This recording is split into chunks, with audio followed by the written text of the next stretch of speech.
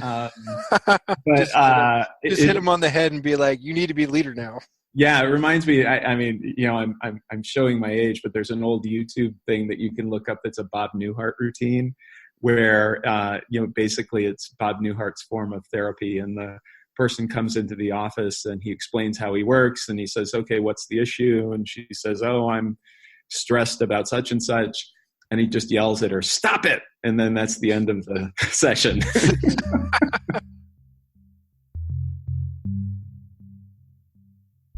The Career Challenges Podcast, a collection of stories about overcoming professional hurdles and learning lessons the hard way. Thank you for joining me. I'm your host, Kyle Werkerly, Certified Ghostwriter.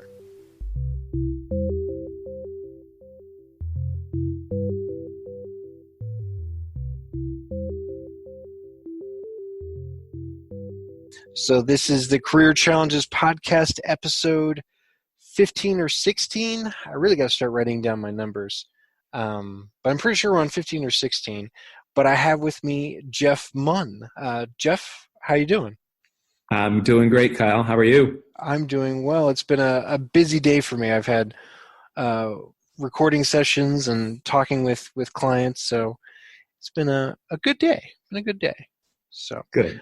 I'm in San Antonio, Texas. Where are you? I'm in Carbondale, Colorado, which is about 30 miles from Aspen. Mm-hmm. And that's near Vail, right? Vail's a little bit farther, but yeah, we're on what's called the western slope of Colorado, so over the Rockies, and a lot of the areas like Vail and Aspen that have skiing are on this side of the mountains. Yeah, well, because of my work schedule, I'm here in San Antonio, but my wife and daughters are in Vail right now. So. Oh wow! Yeah, so you're closer to my wife than I am.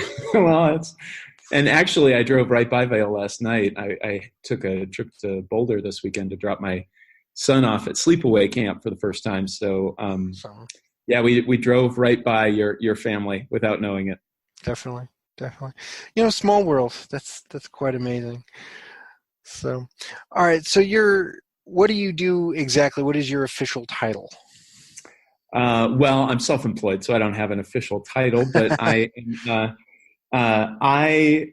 help leaders step into the bigger mission that's calling them. So, I'm a executive coach and leadership trainer by profession, focusing on leadership development kinds of issues. And, a lot of times leaders get stuck in thinking that what they need to do is more of the same of what they've always done. Just, repeat.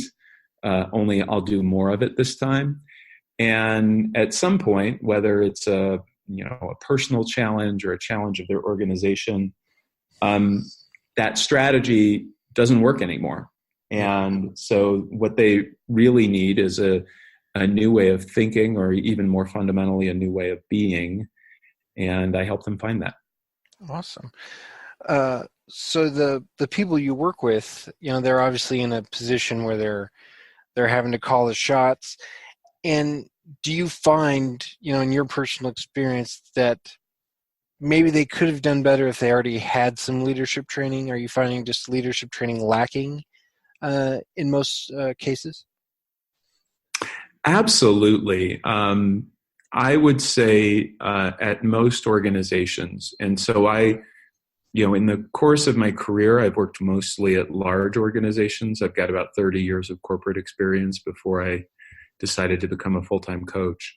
Other than the bare minimum legal training that sounds something like, don't sexually harass your employees and other legally required things that we need to say to you, most organizations just don't think about leadership as this rich topic that it is. They don't know how to train for it. They hope that they can identify leaders by looking at them. And they believe that leadership is something that you either have or you don't. And, hopefully you have it and you'll figure it out and maybe you'll ask around, but we don't really take the time that we should with individuals who show leadership potential to show them that, yeah, there's actually a lot of science to this. There's actually a lot of things that we can do to help people down that path. Awesome. So when you get hired out by a company, is it for, I mean, what does your typical contract look like? Is it for a certain length of time, or is it really just one shot? We need you to talk to this person, get them to think more like a leader, and that's it? Wow, Kyle, I would love to be able to do that. I would charge a lot of money if I could have one conversation with someone and say, act like a leader. But just hit them on the head and be like, you need to be a leader now. Yeah, it reminds me. I mean, I'm showing my age, but there's an old YouTube thing that you can look up. That's a Bob Newhart routine, where basically it's Bob Newhart's form of therapy, and the person comes into the office and he explains how he works, and he says, "Okay, what's the issue?" And she says, "Oh, I'm stressed about such and such," and he just yells at her, "Stop it!" And then that's the end of the session.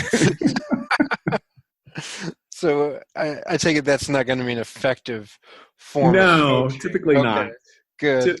Typically not. The way that I generally work with people in a corporate context, it's typically 6 months, and I talk with people, 3 times a month on average.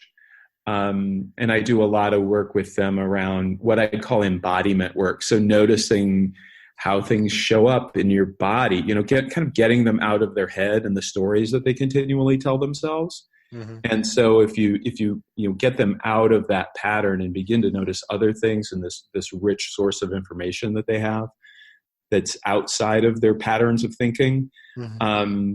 I find talking with people every week can really help accelerate that process. I've had owners of companies hire me for, and even people who weren't owners, but who were just kind of hiring me on their own dime, hire me for a year and say, there is some big change that I'm going through, and I not only enjoy this process, but I see the results. And they decide up front, let's do a year of this and see where it takes us. And we may have some pretty big goals at the beginning, but obviously being, human beings, that process is going to change and evolve as we go through it. But I do find in the coaching process and in the change process, it's important to commit to a period of time up front and to hold to that, because most people, when the going gets tough or they hit a little plateau, or something's going on in a relationship or outside of work, or they're and they'll say, I'm just too busy right now, I've got to stop, or something's going on right now and this isn't working for me. And that tends to be the time that it's really feels hard and even a little bit overwhelming, where the most powerful breakthroughs happen. So when you kind of buy into that up front, it's easier to stick with it when it does get a little bit difficult. Wow. So, do you have any examples of clients that, have had that breakthrough? Yeah. So a client who we worked together for a year, and then she went to a new company and actually got, spent some time getting her new company to hire me. So we're now working together again. When she came to me, all she knew was that she was fed up with her work environment, with her boss. It no longer felt a fit for what she wanted to do. She had originally been at a startup in a big company, and that startup had grown and was quite successful now, but it wasn't as exciting to her. It didn't feel as meaningful to her. And, with the difficult relationship with her boss, she was thinking, the money is really good, and our initial call was like, if I can just stick this out another 10 years, I can retire and then I can do what I want to do. And the shift happened, the beginnings of the shift happened when we just started exploring whether that was actually true, and whether if we looked at some of the underlying assumptions, there weren't some other possibilities available to her. And one was this idea that she was assuming that you can either make good money or do something that you feel is fulfilling. Mm-hmm. And go ahead. I'm sorry, Kyle. I was just going to quickly ask, so there is no difference really between either making money or doing something fulfilling. If you're doing the fulfilling thing, then you'll be able to be financially secure. Am I understanding that right? Well, I think that's the possibility that she had equated making a lot of money with doing something you didn't like. That, there's a reason they call it work. The only way to make a lot of money is to do something you don't find fulfilling. And I just, asked the question, and then got her to ask the question of herself. It's like, well, what if? Mm-hmm. What if I could find something that's more fulfilling than I'm doing right now, and it makes more money than I'm doing right now? And once she, saw, oh wait, this is something I haven't even been considering, it started her in this process of, she didn't even really know how to network. It was funny. She'd been in the corporate world a long time, and just getting her to pick up the phone. She knew all of these people, CEOs of companies. She was in the healthcare space, and, company startups in the healthcare space. She knew all these people, and had been so focused on achieving and doing and being great at what she did, that the idea of asking for help was terrifying to her. Mm-hmm. And so that possibility of, I might be able to find something more fulfilling and more rewarding financially, it was enough of a carrot for her. It got her curious enough that she was beginning, to get over this discomfort of picking up the phone and calling someone and saying, hey, I just want you to know that I like what you're doing, and I'd love to hear more about it. And, maybe there's an opportunity to work together. And within, I don't know, 4 or 5 months, she was talking pretty seriously with 5 or 6 organizations about employment. And it wouldn't have happened except for that, seeing that initial possibility. Mm-hmm. And then, the end of the story, or at least the first end of the story, is that she ends up working at a startup in a senior role with an organization with a mission that she really resonates with, a leadership team that she really respects, doing work that she feels is really important, making more money than she was before, and having an equity package on top of it, when the organization goes public. So, absolutely happy ending. One, really happening one insight at a time, just seeing a little bit week by week that more was possible than she thought was possible. Mm-hmm. So I guess that kind of goes back to my original question that I posed to you. Do you do just one meeting where it's like you're a leader now? So do you? Nah. Yeah. You obviously can't do that where you sit down and you try and get all those insights to happen at once and really make all that change, happen quickly. So that's obviously not going to happen here. But I guess what I'm really trying to ask here, I'm sorry, I got off on a tangent there. No problem. But I guess, what is the pace that you tend to move at with clients? So there is no one pace. Okay. I think the there's sayings in the spiritual world, when the student is ready, the teacher appears, that kind of thing. Mm-hmm. And it's somewhat the same way with coaching. I think there's an art to meeting the client where they are.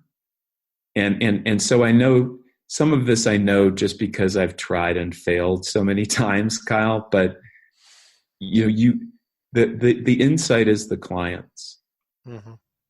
And so what I can do is hopefully, through a combination of creating a safe container and a safe space where the client can really say anything that they need to say, and then asking enough questions that the client begins to see their world as a set of possibilities rather than a fixed script.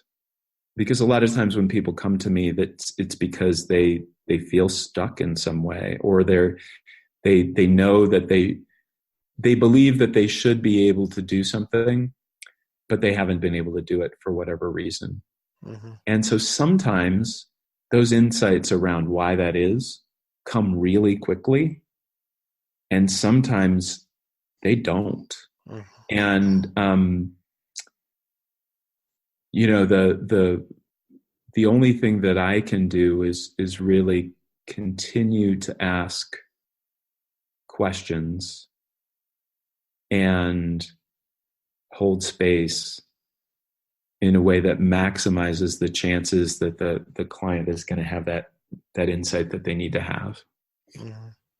Mm-hmm. And sometimes it's a bunch of little things, and sometimes it's one big one. There's really, and that frankly is one of the reasons I find the work so exciting is I know what my own process has been. I know, the times where insights were really valuable for me, and the times when they came slowly and the times when they came quickly, and being able to share that with another person, and watch them, witness them go through something that's going to change their life at a really fundamental level. I love that. I love being able to share that. It is a nice, I mean, I've never experienced that myself, but I used to teach. And so, when I'm trying to get a student to understand something, and you can't tell them this is what it is, and they have that moment of, oh, I get it. You have to, Exactly. You got to massage it out of them. You massage their knowledge and their thinking so that they get to that point on their own, because then it really sticks, for one. And then two, you get to see that knowledge and that understanding and that, connection being made in their mind. And it's so much more powerful and fulfilling for them, obviously, but also for you as the teacher, when you get it to happen that way. Right. It's almost like the difference between, okay, I can memorize a spelling list, mm-hmm. or I can learn how to attack a particular problem, which of course is a lot more valuable and a lot more difficult. And when that happens, you can't make them do that, but you can create the conditions to maximize the chances of them seeing that for themselves. And so in that way, I'd say coaching and teaching are really, really similar. Yeah, definitely. In fact, Laura Hansen, she was my second guest on the Career Challenges podcast. She's a former teacher.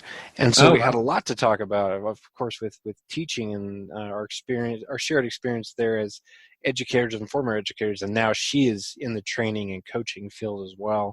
And Mm-hmm. so I saw that as kind of this natural evolution for her, which was really, really quite cool. But back to you and your clients, obviously, because this is the show about you. You mentioned a lot of your clients were stuck.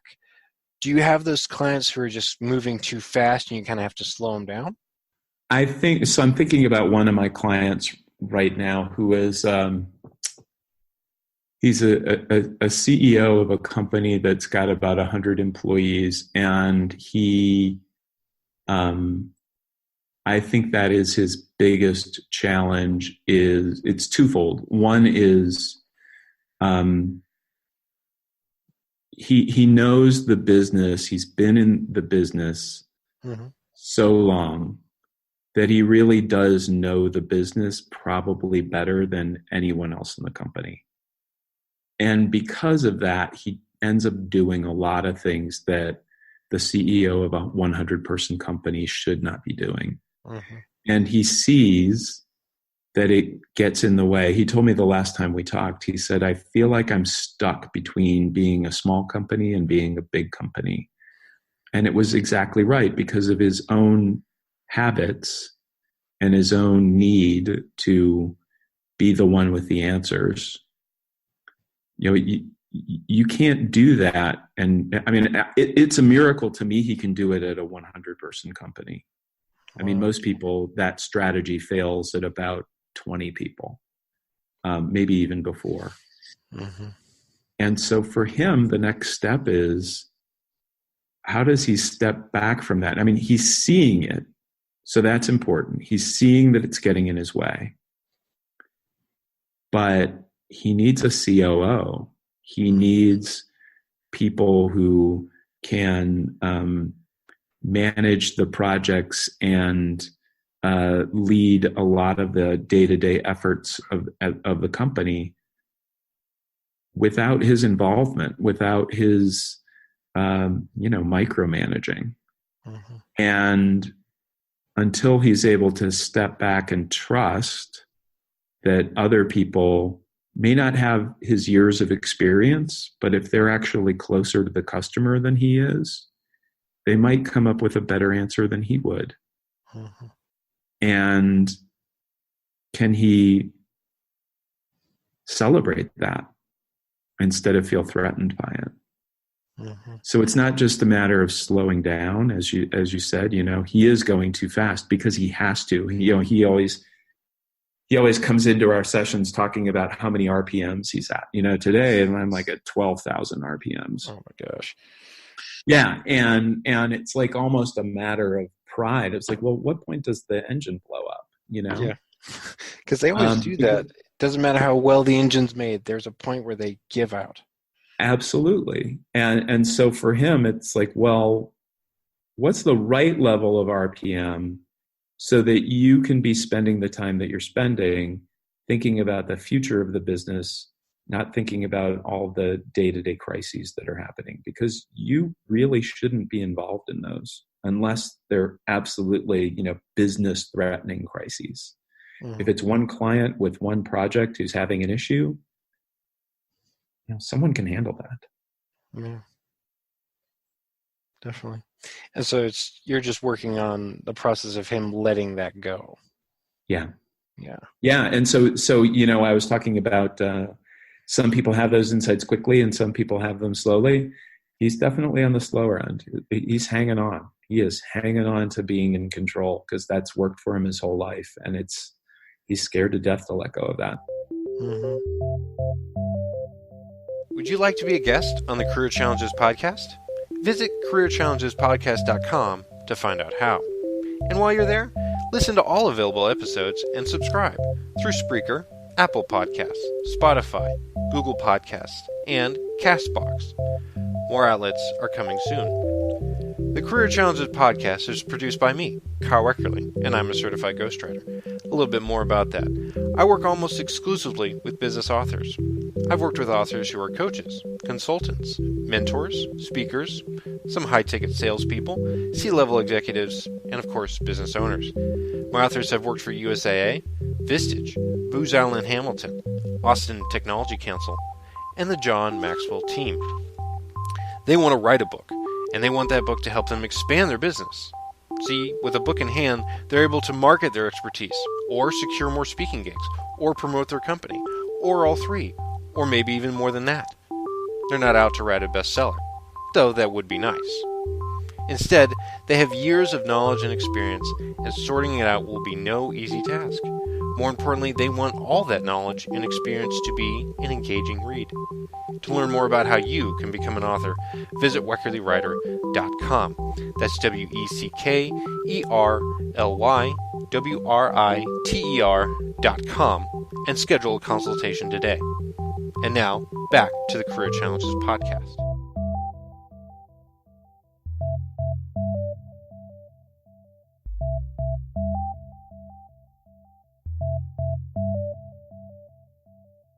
so for these clients, the ones who are stuck, and even the ones who may be going too fast, are you, I guess, trying to help them see what is more valuable to them? Maybe they've lost sight of that, or maybe they've equated it with something that really doesn't work. Can you explain that? Yeah, let me think of an example. I think actually a coaching conversation I had today, um, we explored that in a really interesting way where this woman actually, I work with a lot of overachievers who work too hard. I have a history as an overachiever who works too hard, just in case you're wondering where that comes from. I absolutely relate to and resonate with these people and have done a lot of work on my own tendencies. And at some point, something just gives out. But so one of her challenges is this sense of I'm not enough. If they really found out how much I actually know, they'd fire me. There's this inner critic voice that is very powerful. And, I'm sure you're a writer, you deal with people who, want to be writers and are coming to you and maybe gave up the idea of writing. So I know, and I do some writing. So I know that, that voice, it comes out really strong in writers, but it comes out in a lot of different ways. And so for her, that inner critic voice, you're not doing enough. You could be doing more. You forgot this. You make sure and remember that. I mean, it wakes her up every morning at like 4 a.m, and it's just incessant. And I was trying to get under that, like, so two things, like, how does that voice help you? And one is, and another is, what other voice is there? Mm-hmm. And, we figured out that voice is trying to protect her, right? It's trying to keep her, on track. And it's not a very pleasant voice to deal with, but obviously on some levels, she feels it's helpful because she, because it's there and it's participating and it wants a say. And in a lot of ways, it has a say. It's running the show at this point. And so we went through this experiment, which was to just, say, thank you. I get it. I get that you're trying to protect me and help me, and I really appreciate that. But just for a moment, it'd be great if I could hear what else is going on. And the voice quieted, and what came up for her was this sense of knowing that she was actually a lot more amazing than she was giving herself credit for. Mm-hmm. And that insight, it was the first time she had ever really felt like she was enough and she was taken care of on some level and she was doing what she needed to do. Mm-hmm. And it wasn't something that I could tell her as a coach. I mean, I had told her that in the past, mm-hmm. but until she saw that for herself, it really didn't mean anything to her. Mm-hmm. Yeah. So did that? I'm trying to think back to whether that answered your original question. I don't think I asked it very well. So yeah, and if you want to tailor it or ask more, feel free to, because I want to make sure I answered the question. So, but also part of it, it sounds to me that through this coaching process with you to become a better leader, you're kind of fostering this sense of self-awareness. Would you agree with that? Yes, I would say all leadership ultimately is self-leadership. There's a lot of people out there who are trying to lead who don't have their own stuff together. Mm-hmm. And that's where dictators come from. That's where, very hierarchically driven organizations come from, where, the people leave as soon as they get a better offer. If someone is willing to know and accept themselves, including their tendencies and their flaws and their struggles, the loyalty that engenders is so powerful. And, people understand that this is a learning organization. This is a place where I can grow and develop as a human being. This is a place that values me as a human being, not just as someone who can help make widgets. Mm-hmm. Or bring in the money. Yeah, exactly. And it's interesting that you bring that up, because there are those challenges for organizations, these inflection points, these decisions they have to make, where you have I'll put this in quotes, the producer. So that could be a great salesperson. It could be a great project leader. It shows up in a lot of different ways. But culturally, they're a nightmare. Mm-hmm.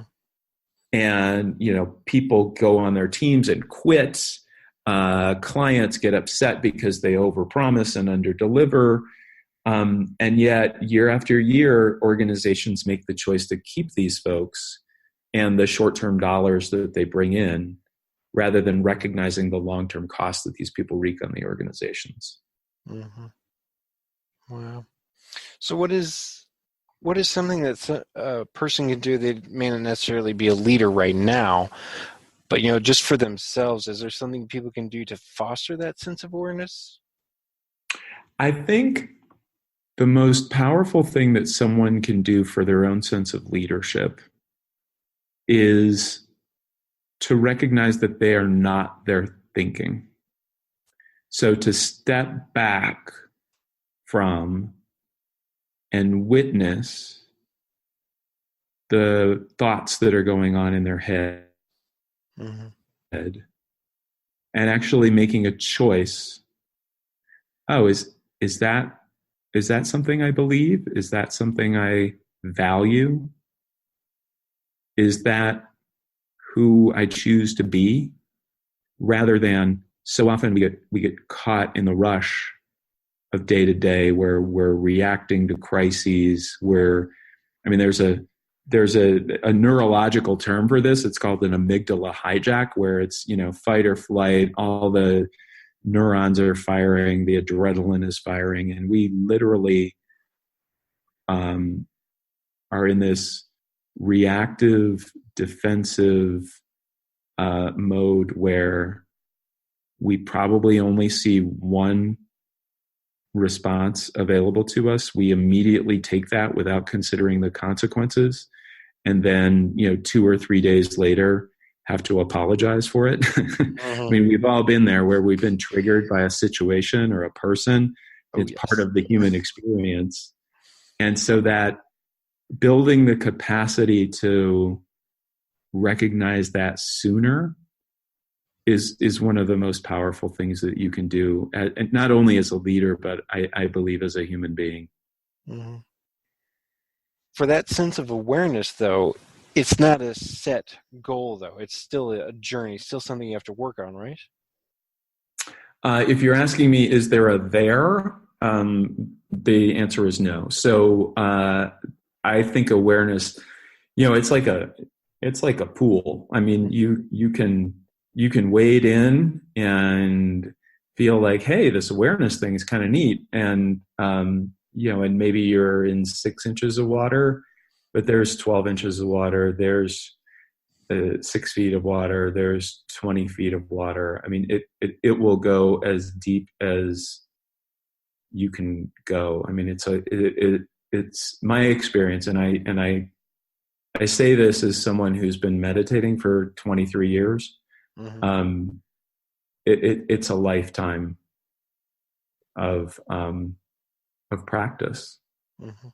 and for me at least, it continues to pay dividends and lead down unexpected corridors and have unexpected benefits all along the way. Hmm. So I'm curious, what's your mindset when it comes to meditation, since you brought it up? When you say mindset, say more. Um, the way I visualize or I interpret meditation is that I'm consciously not doing something. I'm a fidgeter. I always have to have something in my hands. You probably noticed that I can talk really quickly. It's usually because I'm trying to out talk my own mind. Yeah. Good luck with that. Yeah, thanks. Thanks. Um, but the way meditation had been described to me is that you're sitting down and you're not really doing anything. You're just focusing on your breathing. You're trying to find, just the state of quiet within your own mind. So what is your mindset towards meditation? Is it something similar to that? Is it something completely different?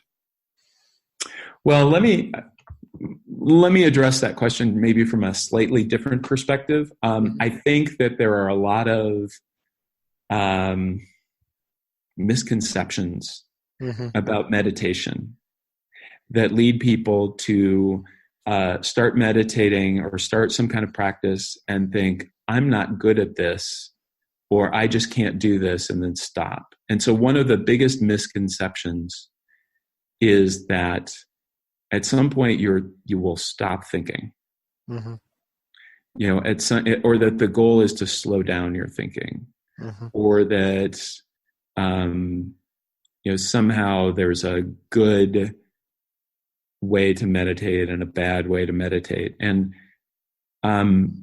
generally people associate that with I kept thinking about such and such, and therefore it was a bad meditation, versus my mind was clear, and there very little going on. It was bliss. That was a wonderful meditation. And so just the act, as you mentioned, just the act of sitting down in a chair and being still for a period of time, even if that's only 2 minutes to start. So I've started a meditation practice with my 10-year-old, and we meditate every night for 3 minutes. And I'm beginning to see little changes in him. And so some of it is what's happening on the cushion or in the chair. And some of it is what's happening off the chair. So, for him, it's like he's a little less impulsive. He has a little more control over his emotions. And so these changes happen relatively slowly, but we are rewiring our brains in a way. And I would say, if you're thinking about, well, what's the goal of a meditation practice as the actual experience of meditation? It's, remember when I was talking about being aware of your own thinking and being aware of your own state and being aware of being triggered and all that? It's just being aware of what's happening when you're meditating. So the classic analogy is, it's like your thoughts are clouds and you're watching the clouds cross the sky. And sometimes there's rain, and sometimes there's thunder, and sometimes the sky is perfectly sunny and there's not a cloud in it. And to the witness of that, there is no difference in any of those in terms of whether that's a quote unquote good meditation or a bad meditation. The important thing is that you're cultivating that capacity to witness. I never thought of it that way. And that's part of the reason why I asked is, I'm just curious, for somebody who's obviously been doing it a lot longer than I have, what wisdom did you have to share on that? And I'm glad I asked. Well, good. I'm glad the answer was helpful. Definitely. So, do you incorporate that into your leadership coaching with your clients to try and get them to meditate as well? I do encourage. I don't require. With some of my clients, we find that doing just 2 or 3 minutes as a way to begin a session can be really helpful in centering and grounding us. And sometimes my clients have come straight from a meeting and they're a little bit keyed up or upset, and just to breathe for a couple minutes helps them come back to thinking about, hey, what is it I'm working on, and what is it I want to explore today. So, yeah. So, personally for me, I get home after work, and of course I'm trying to get out of work mode and into home mode. But I have little kids, so the moment I walk in the door, I'm on. I don't have the opportunity to really stop and meditate. Would you suggest something like that would help me, I guess, easily switch into a different mindset that would be more beneficial for my family? So what's your process of moving from work to family, Kyle? Well, usually it's the drive home. I'll have an audiobook that I'm listening to most days. Very rarely do I not have an audiobook. So I'm usually listening to some book, and I'm caught up in that story, and I really do enjoy that. And that's, for me, I guess that's part of meditation, if you want to call it that. But for me, it's really to escape and to decompress from the stresses of the workday. Yeah. How long is your commute? On a good day, it's about 30 minutes. But San Antonio traffic, sometimes it can be an hour and a half. Yeah. So I'm guessing there's a point where it's pretty predictable. Once you hit that point, it's like, 5 more minutes till I'm home, kind of thing. Yeah. Yeah. The traffic's more at the beginning than at the end of the commute. Definitely. So you might want to just experiment with turning the tape off 5 minutes early, and just, obviously you're not going to close your eyes while you do this, but there are a lot of people who use time in the car as a way to, you can definitely take a couple deep breaths, just bring yourself present to what's going on. Actually, notice what's going on outside the car. And take a few minutes to come back from the story you've been listening to, the stresses of the day, what have you, and try it out a couple days and just notice if you feel any different walking into the house. I mean, it's something to play with. I would say one of the hardest things for people is consistency. Yeah. And the more you can build a structure around that habit. So, for some people it's, I'm going to set the alarm 5 minutes early and I'm going to meditate, 5 minutes before I get up, or, get up and meditate. And some people they do it right before bed, or they do it at lunchtime, or they do it at a bathroom break at work. I mean, there's all kinds of way. The important thing is, don't take on a 30-minute meditation practice right away. It will never work. It'll be the longest 30 minutes of your life. Trust me, I've tried. I mean, I started with 10 minutes and I couldn't believe how long it was.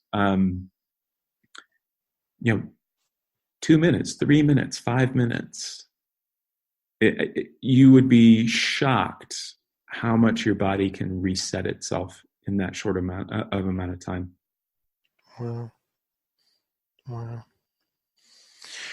Well, as great as it would be for me to keep getting free meditation and leadership advice, I do need to get back to you, Jeff, because you've been so kind to come on the show.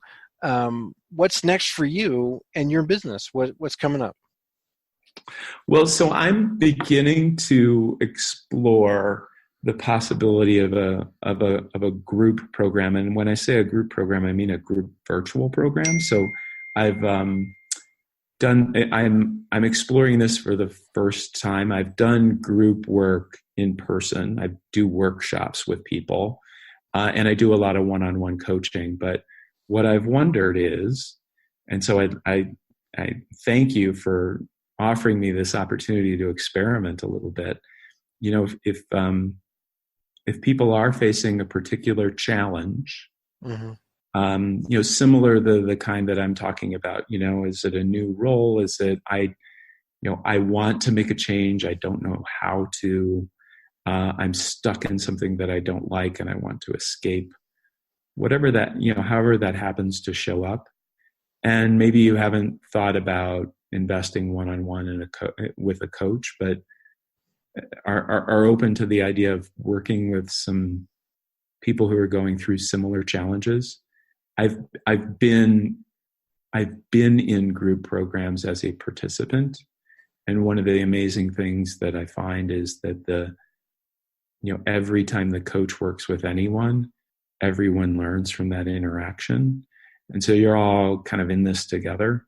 Mm-hmm. And so I've begun putting together the basic structure around what a program would look like. And if people are interested in hearing about it, have them reach out to me directly. And if you put my contact information in the program notes, or they can just email me at Jeff at jmunn.com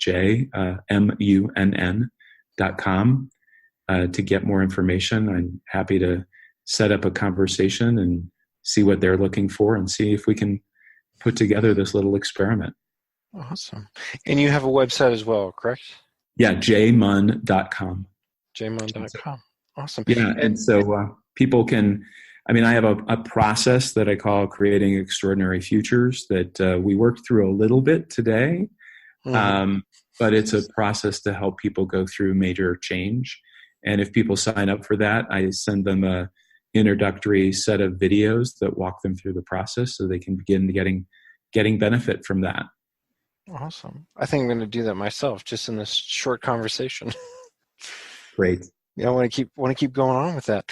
And you are you also on social media? I'm more on LinkedIn. I do some writing or linking to my blog on LinkedIn. Not as much on Facebook, just because a lot of the connections that I'm making are people who are coming from the corporate world. So I'm there, but I'm a lot easier to find on LinkedIn. Awesome. Well, Jeff Munn, it has been a real pleasure. I can't tell you how much I've learned just from our short interaction. But thank you so much for being on the Career Challenges podcast. Thank you, Kyle. It was a great conversation. Yes, some great questions, and I appreciate the time, and I appreciate how deeply you went in this conversation. Yeah, it was a lot of fun. Thank you for listening to the Career Challenges Podcast. Visit careerchallengespodcast.com to listen to more episodes and subscribe. And don't forget to schedule a consultation to talk about your book today by visiting weckerlywriter.com. That's WECKERLYWRITER.com.